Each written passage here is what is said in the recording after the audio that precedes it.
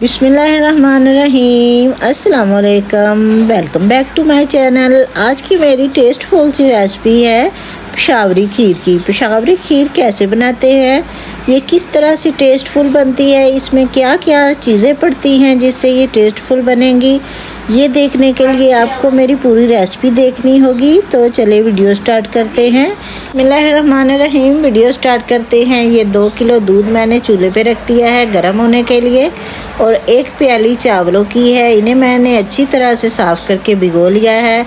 1 घंटा पहले इन्हें मैंने भिगोया था और दूध को हमारे उबाल आ चुका है। इसमें मैंने 3 से 4 अदद छोटी इलायची भी डाली हैं।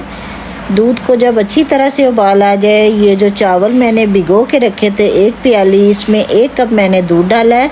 इसे मैंने मिक्सी में डाल के इन्हें पीस लिया है। ये इस बैटर को मैंने अब दूध में डाल दिया है। इस तरह से आपने जब दूध में इसे डालना है तो इस तरह से हिलाना स्टार्ट कर देना है, क्योंकि आप जब इसे डालेंगे तो ये गुठलियाँ बनना स्टार्ट हो जाएंगी। तो आपने इस बात का ख्याल रखना है कि दूध के पास ही खड़ा रहना है जब तक इसे उबाल आने ना स्टार्ट हो जाए। अगर आप इसे छोड़ के जाएंगे तो आपकी खीर ख़राब हो जाएगी, क्योंकि ये गुठलियाँ बनना स्टार्ट हो जाएंगी।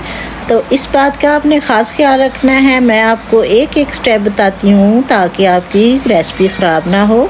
ये देखें, जब ये उबाल आने लग जाते हैं तब ये गुठलियाँ नहीं बनती।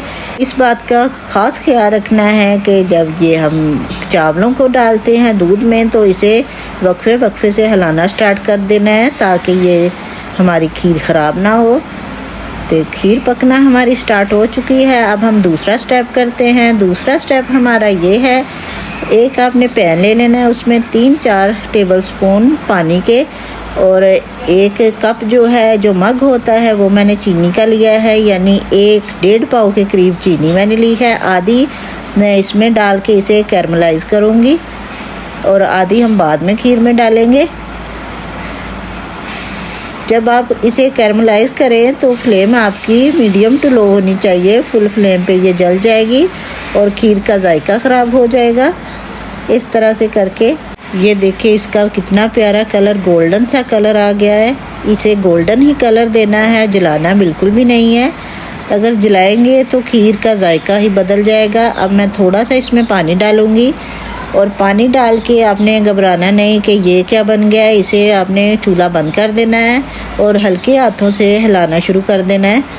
इस तरह से चीनी को मैं पानी के अंदर मिक्स करूँगी। इस तरह से ये 1 से 1.5 मिनट लगता है और अच्छी तरह से मिक्स हो जाती है। ये चीनी हमारी मिक्स हो चुकी है। अब खीर हमारी माशाल्लाह से तैयार है। चीनी जो कैरमलाइज की थी इसे खीर में इस तरह से शामिल कर देना है और हिलाते रहना है। खीर हमारी माशाल्लाह से तैयार हो चुकी है। इस तरह से करके खीर को इस तरह से हिलाते रहना है ताकि अच्छी तरह से चीनी मिक्स हो जाए।